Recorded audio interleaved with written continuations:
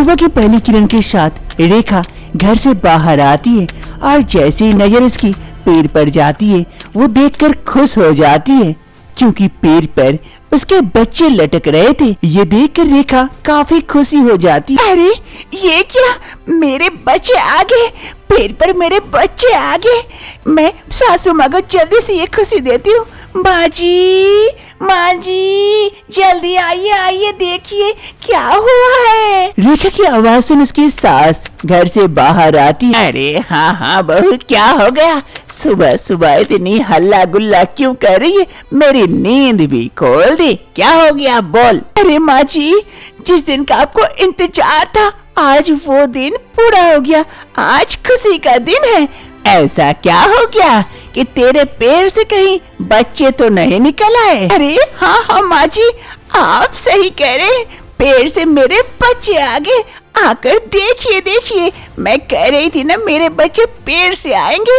देखिए सच में मेरे बच्चे आ गए। ये देखकर सास आरती देवी काफी आश्चर्यचकित हो जाती है। अरे ये क्या, पेड़ से बच्चे लटक रहे, ये कैसे हो सकता है? एक पेड़ में तो फल आते हैं, ये तो इंसानी बच्चे देने वाला पेड़ हो गया। ये क्या बहू, ये कैसे हो गया? अरे माँ जी, मैं कह रही थी ना मेरे बच्चे आएंगे, मेरे बच्चे आएंगे।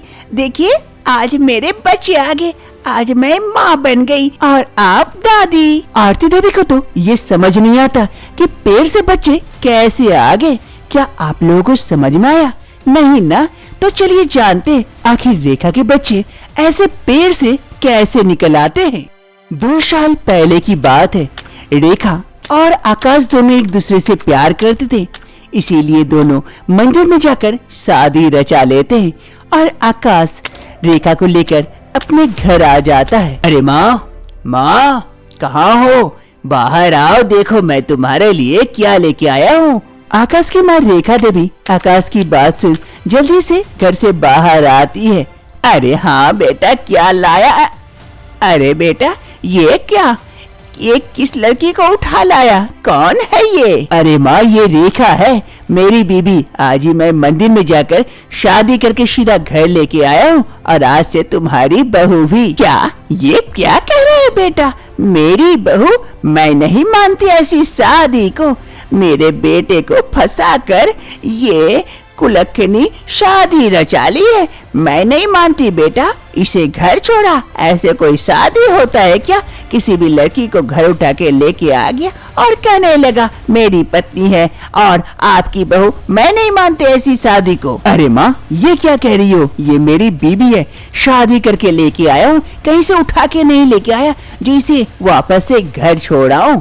अब जब शादी करके आ ही गया है तो फिर मुझसे पूछने की क्या हो सकता है? जा लेके घर के अंदर चला जा। आओ रेखा, चलो घर के अंदर चलो। फिर आकाश रेखा को लेकर अपने घर के अंदर चला जाता है और इधर आरती देवी। हाय रे मेरी फूटी नसीब, एक लड़का था, सोची थी इसकी शादी में खूब सारा दहेज लूंगी, लेकिन वो भी खोटा निकला। किसी लड़की को उठाकर लेके आ गया, शादी रचाकर मेरे सपनों में तो पानी फेर दिया। अब क्या होगा रे, मेरी किस्मत ही खराब है। शादी की दूसरी रोज रेखा और आकाश दरवाजे पर बात कर रहे होते। ठीक है रेखा, मैं काम पे जा रहा हूँ, अपना ख्याल रखना। आकाश, मैं तो अपना ख्याल रख सकती हूँ, आप अच्छे से जाना, अच्छे से आना। अरे बहू, अगर तुम दोनों की गुटरगु खत्म हो गई है तो मुझे सुबह सुबह चाय नसीब होगी कि नहीं? अरे रेखा, मैं जा रहा हूँ, तुम माँ के लिए चाय बना के ला दो। ये कहते हुए आकाश खेत की ओर चला जाता है। हाँ माँ जी, अभी बना के ला देती हूँ। फिर रेखा जल्दी से रसोई की ओर जाती है चाय बनाने के लिए और इधर आरती देवी बैठे इंतजार करती है चाय का। कुछ ही समय में रेखा चाय बनाकर लेके आती है। ये लीजिए माँ जी आपका चाय। हाँ, देख रही हूँ कैसा चाय बनाई होगी, भगवान ही जाने। पी के देखती हूँ। माँ जी, मैं बहुत अच्छा चाय बनाती हूँ, पी के देखिए, मजा आ जाएगा। हाँ, अब तो पी के देखना ही पड़ेगा। हाँ, ठीक ही ठाक है चाय। अब जा, टुकुर टुकुर मुंह क्यों ताक रही है? घर कितने सारे काम पड़े हुए हैं, जाकर कर। ठीक है माँ जी। ये कहते हुए रेखा बाकी कामों के लिए चली जाती है और इधर आरती देवी बैठकर चाय पीती है। ऐसे ही धीरे धीरे वक्त बीतने लगते हैं। एक रोज रेखा घासों के बंडल में से कुछ घास निकालकर बकरी को देने जाती है। तभी देखती है कि वो बकरी बच्चा दी है। ये देखकर रेखा काफी खुश हो जाती है। अरे ये बकरी तो बच्चा दी है। अभी मैं माँ जी को बोलती हूँ, माँ जी भी खुश हो जाएगी।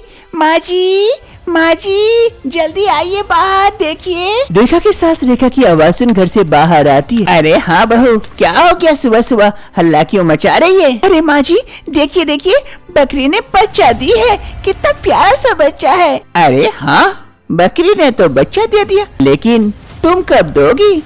तुम्हारे भी शादी को तो 1 साल से ऊपर हो गए, लेकिन अभी तक कोई नाते पोता नहीं दी। क्या बात है, कोई दिक्कत है क्या? अरे नहीं माँ जी, समय आएगा तो जरूर खुशखबरी मिलेगी। वो तो मेरे हाथ में नहीं है ना। अरे बहू, मुझे ज्यादा मत सिखा, किसके हाथ में है और किसके हाथ में नहीं। बोल ना, बच्चा पैदा करने के लायक ही नहीं बची, कहीं तू बांझ वगैरह तो नहीं है ना? क्या पता इस वंश को आगे बढ़ाने के लिए कोई आएगा या नहीं, या फिर मेरे बेटे की गलती के कारण ये वंश यही खत्म हो जाएगा। ये कहते हुए सास आरती देवी वहाँ से चली जाती है। रेखा को उसकी सास की बात काफी चुभती है, आंखों से आंसू बहने लगते हैं। सास की बातें रेखा को काफी खराब लगती है। वो कमरे में आकर रो रही होती है और खुद को कोस रही होती है। रेखा का पति आकाश घर आता है। रेखा को रोते देख उसके पास जाता है। अरे रेखा, रेखा क्या हो गया तुम्हें? तुम रो क्यों रही हो? कोई बात हो गई क्या? माँ ने कुछ कह दिया? अरे आकाश, अब मैं क्या कहूँ? माँ जी मुझे हमेशा बच्चे के लिए सुनाते रहती है। वो कहती है कि मैं कहीं बांझ तो नहीं, बच्चा पैदा करने के लायक ही नहीं, मैं कभी माँ ही नहीं बन सकती। आकाश, क्या ऐसा भी हो सकता है? क्या मैं ऐसी हूँ? क्या मैं कभी माँ नहीं बन सकती? अरे नहीं नहीं रेखा, ऐसा क्यों कह रही हो? वैसे भी हमारी शादी को काफी समय हो गए, इसीलिए माँ भी चाहती है कि नाती पोता खिलाए, और उन्हें ये सुख नहीं मिल रहा जिस कारण वो तुम्हें सुना रही है। अब कर भी क्या सकते हैं? तो क्या आकाश, हमें जिंदगी भर ऐसे सुनती रहूंगी? क्या मैं कभी माँ नहीं बन पाऊंगी? अरे नहीं रेखा, ऐसी बात नहीं है। अरे एक काम कर सकती हो, बगल के गांव में एक वैद्यराज बाबा बैठते हैं, वो हर किसी रोगों का इलाज करते हैं। क्यों ना तुम भी जाकर दिखा के आओ, हो सकता है तुम्हारे भी इस रोग का इलाज उनके पास हो और फिर तुम जल्द ही माँ बन जाओ। क्या ऐसा हो सकता है आकाश? मैं कल ही जाऊंगी इस बाबा से भेंट करने के लिए, कल ही जाऊंगी। दूसरे दिन सुबह होते ही रेखा निकल पड़ती है दूसरे गांव के लिए, उस वैद्यराज बाबा के पास मिलने के लिए। धीरे धीरे रेखा वहां पहुंच जाती है। पहुंचकर देखती है कि एक बाबा पेड़ के नीचे बैठे हुए हैं और बहुत सी औरतें उनके पास अपने रोगों का इलाज करवाने के लिए आई हुई है। कुछ समय बाद रेखा का भी नंबर आता है। प्रणाम बाबा। खुश रहो बेटी, बताओ क्या समस्या आई तुम्हारी? बाबा, मैं माँ नहीं बन पा रही हूँ। मेरी सास हमेशा मुझे सुनाते रहती है कि मैं बांझ तो नहीं हूँ न कहीं। तो बाबा, आपके पास कोई अगर इलाज है इसका तो प्लीज मेरे इस बांझपन का इलाज कर दीजिए, ताकि मैं जल्द से जल्द माँ बन जाऊं और सासू माँ को उसके नाती पोते का सुख दे पाऊं और मैं भी माँ का सुख प्राप्त कर पाऊं। वो बाबा अच्छी तरह से गौर से रेखा को देखते हैं। देखने के बाद कहते हैं, अरे ये क्या बेटी, तुम्हें तो वरदान प्राप्त है। तुम अपने पेट से बच्चे को जन्म नहीं दे सकती, इसके लिए तुम्हें किसी का सहारा चाहिए, तभी तुम्हारा बच्चा इस दुनिया में आएगा, तभी तुम माँ बन पाओगी। ये क्या कह रहे हैं बाबा? किसका सहारा? कैसे होगा? अरे बेटी, तुम अपने बच्चे को खुद जन्म नहीं दे सकती, इसीलिए तो।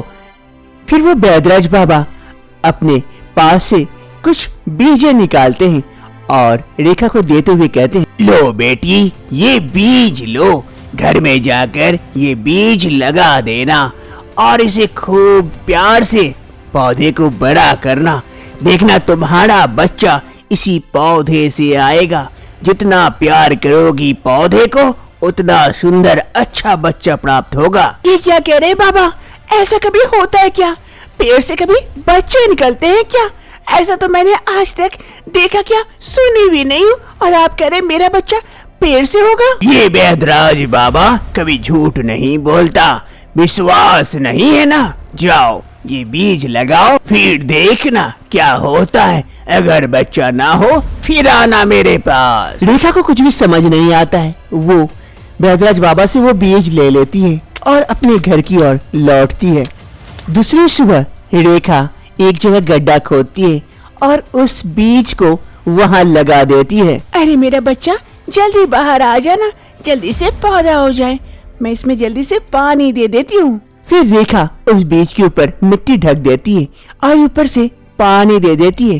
तभी उसकी सास आरती देवी ये देखती है और कहती है, अरे बहू ये क्या कर रही है? कौन सा पौधा लगा रही है? कौन सा फल का पौधा? अरे माँ जी, ये कोई फल का पौधा नहीं है, ये मेरे बच्चे का पौधा है।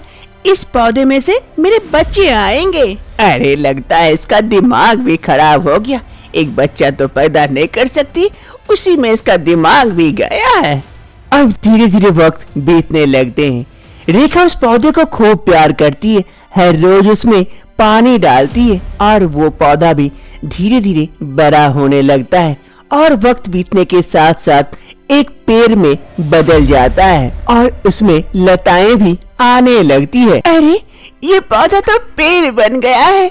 अब मेरे बच्चे जल्द ही आएंगे। जल्दी आ जा बच्चे, मैं तेरा कब से बेसब्री से इंतजार कर रही हूँ। तेरी माँ तुझे पुकार रही है, आ जा बच्चे। और ये सारी चीजें पीछे से आरती देवी देखती है लेकिन कुछ कहती नहीं है। उसे लगता है उसकी बहू पागल हो चुकी है। वर्तमान समय सास बहू दोनों पेड़ की ओर देखे जाते हैं। तभी वहाँ पर आकाश आता है। अरे माँ, रेखा पेड़ की ओर क्या देख रही हो तब से दोनों मिलकर? और हाथ में क्या कटारी लेके क्यों खड़ी हो? पेड़ को काटने का इरादा है क्या? अरे नहीं बेटा, एक अजीब सी घटना हुई है। हम बहू को पागल समझ रहे थे, लेकिन बहू पागल नहीं, हम ही पागल हो गए। देख देख तेरा बच्चा इस पेड़ से निकला है, देख कैसे लटक रहा है। आकाश भी उस बच्चे को देखकर आश्चर्यचकित हो जाता है। अरे ये क्या माँ, पेड़ से बच्चे? आज पहली बार देख रहा हूँ। हम तो रेखा को पागल समझ रहे थे कि वो बच्चे की आस में पागल हो गई है, इसीलिए कह रही है पेड़ से बच्चे आएंगे। आज तो ये बात सच हो गई, हम ही पागल हो गए जो उसके विश्वास को ठुकरा रहे थे। अरे हाँ बेटा हाँ, अब और देर न कर, ये कटारी ले और इस बच्चे को जल्दी से झाड़ियों से अलग करके लेके आ। मेरे पोते को मुझे दे बेटा, और सब्र नहीं हो रहा है। फिर आकाश अपनी माँ से वो कटारी लेता है और जाकर झाड़ियों से उस बच्चे को अलग करके लेके आके उसकी माँ को देता है। आरती देवी उस बच्चे को पाकर काफी खुश होती है। अरे ले ले मेरा बच्चा, मेरा पोता आ गया इस दुनिया में। तू तो अजीब पोता है रे, पेड़ से लटक के आया है। रेखा को बच्चा हो जाता है और बांझपन भी दूर हो जाता है और सास को पोता भी मिल जाता है, जिस कारण सास काफी खुश हो जाती है और अपनी बहू को और कोई खरी खोटी बातें नहीं सुनाती है। अब रेखा अपने सास, बच्चे और पति के साथ आगे की जिंदगी खुशी खुशी बिताती है।